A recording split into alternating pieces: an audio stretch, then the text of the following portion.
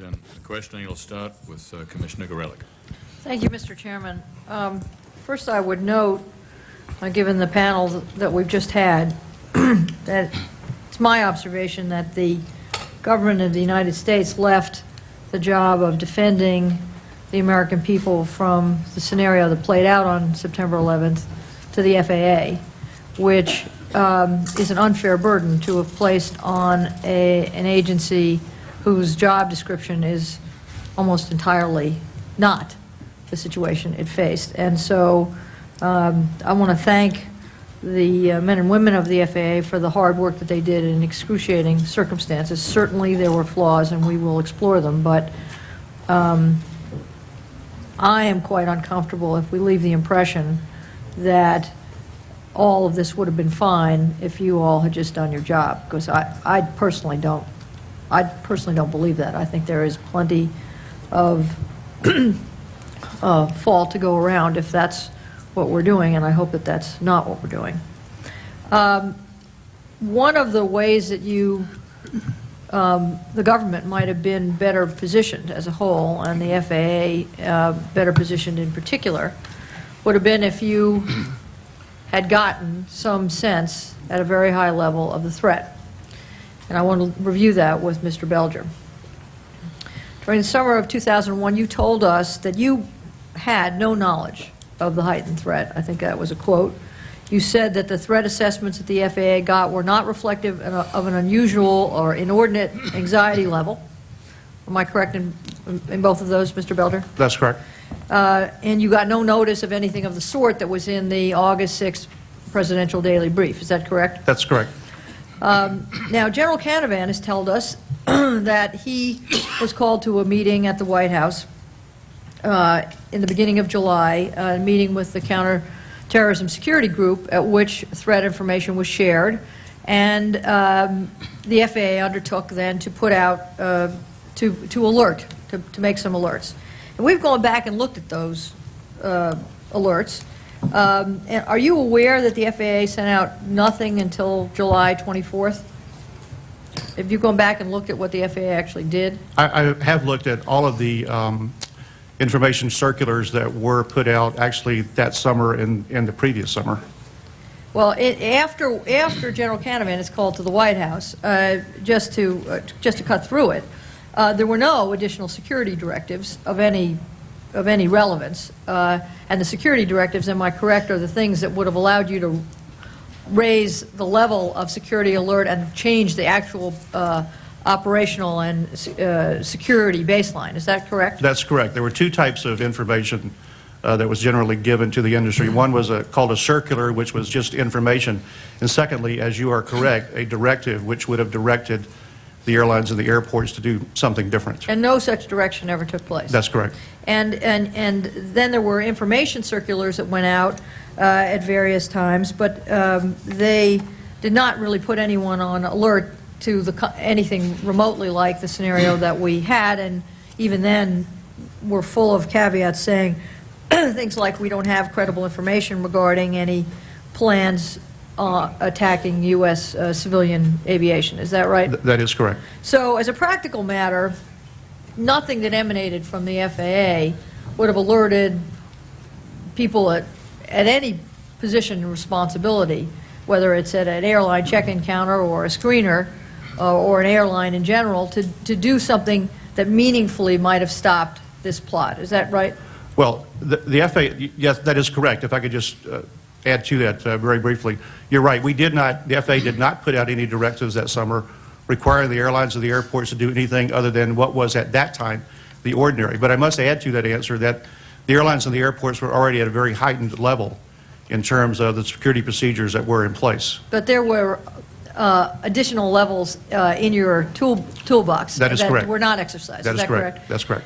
Now I'm going to ask you a hypothetical question, and you can answer it any way you wish. But if you, Monte Belger, or your boss, Jane Garvey, or her boss, Secretary Mineta, had been called to the White House and alerted to what we now know were the kinds of frightening intelligence coming out in the so-called summer of threat, do you think you might have taken a different set of steps Might you have changed the actual security baseline that the airlines were holding themselves to at that point in time?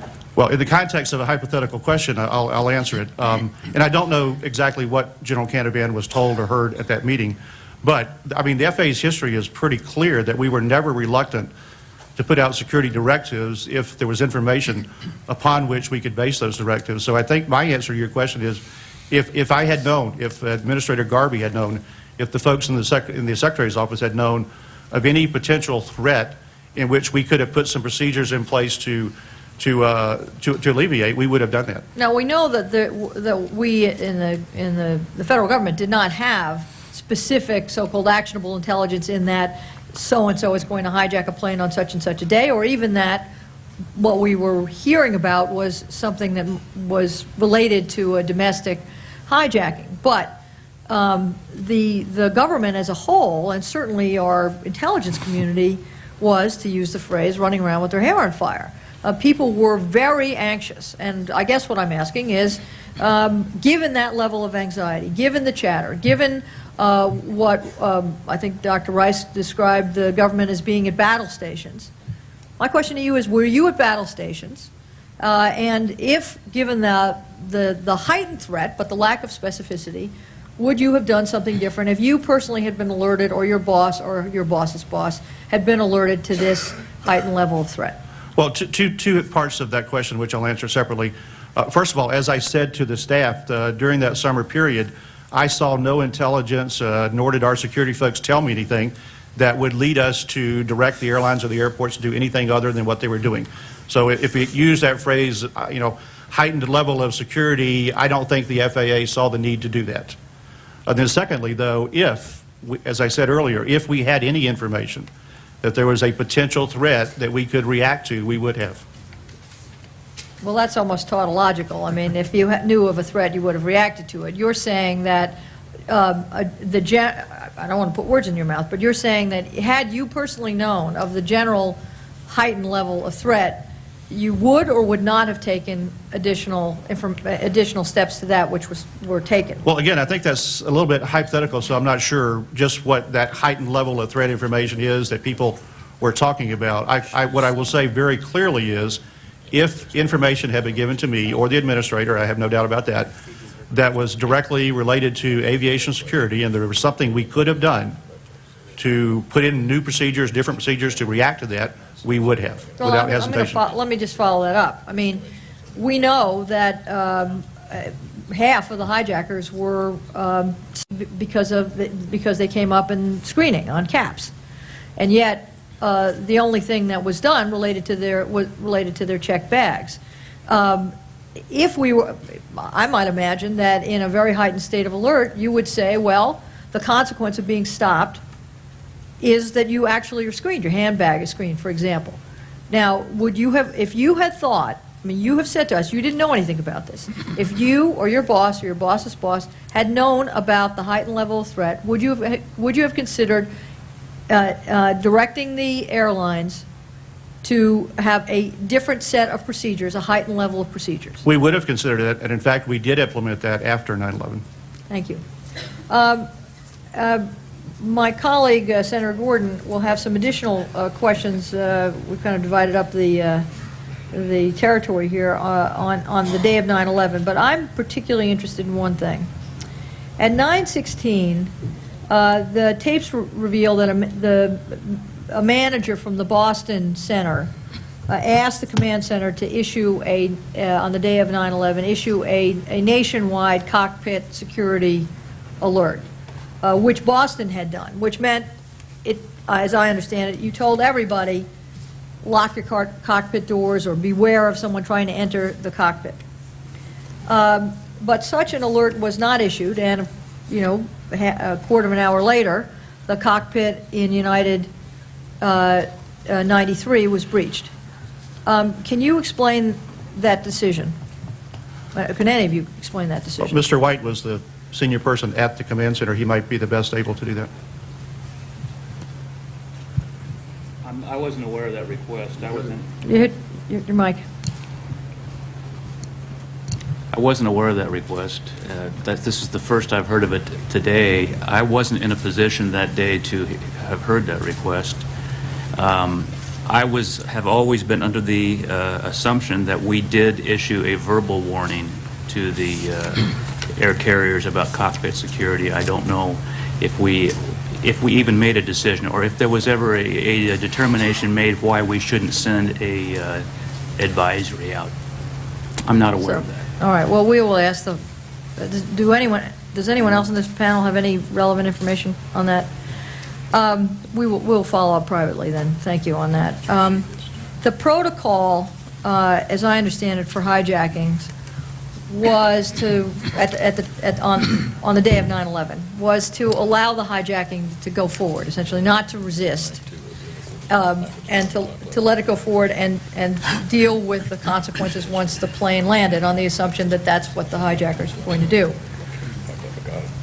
And it struck me that, it struck a lot of people that protocol did not reflect the kind of intelligence we had about what Al-Qaeda and other terrorists might be planning. Was there any effort made on the part of the leadership of the FAA to look at that protocol and test it against the kind of intelligence that you were getting about the threats to our aviation system? The short answer is no. You are right that prior to 9/11, the protocol was get the airplane on the ground and start a negotiation process with the hijacker. Make sure the airplane's on the ground safely and start a negotiation process. That worked throughout the years prior to 9/11. I'm not aware of any particular scenarios or exercise that we went through to test that protocol against the type of intelligence that you talked about, which quite frankly, as I said before, wasn't getting to the FAA. So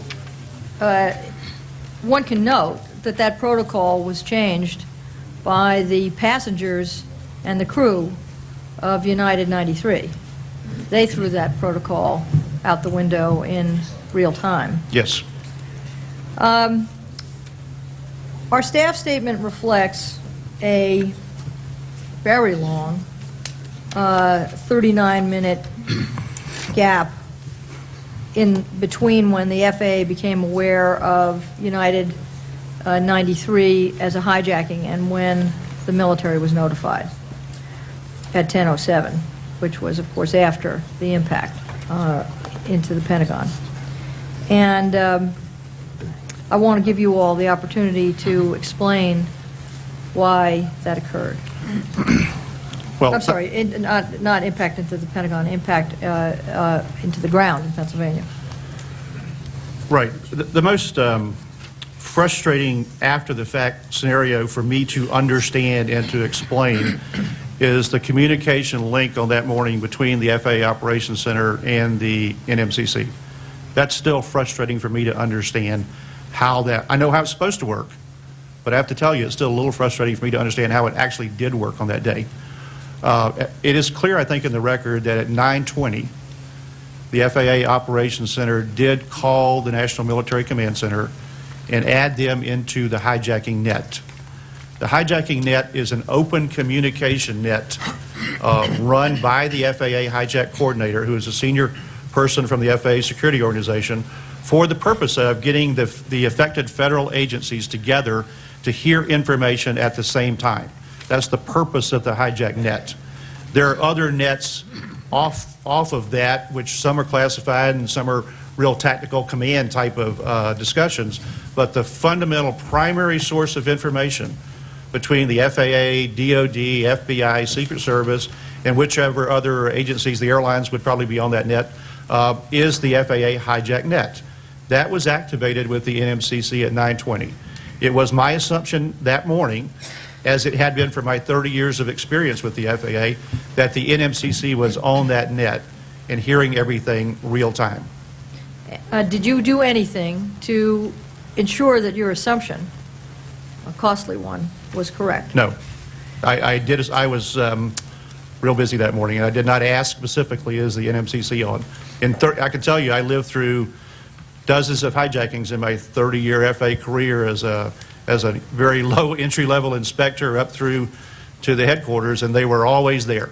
They were always on the net, and we're always listening in with everybody else. At some point, however, in the course of that call, you became aware that the military was not involved in any meaningful way. Is that correct? We heard some rather colorful language came from your mouth at that point. I don't doubt that. Yeah, I mean, later in the morning, as I had time to not just react to everything and think, I believe I did ask, are they on? And make sure. And when you found out that they weren't, No, I wasn't very happy. I guess I'll leave this to my colleague, Senator Gordon. Senator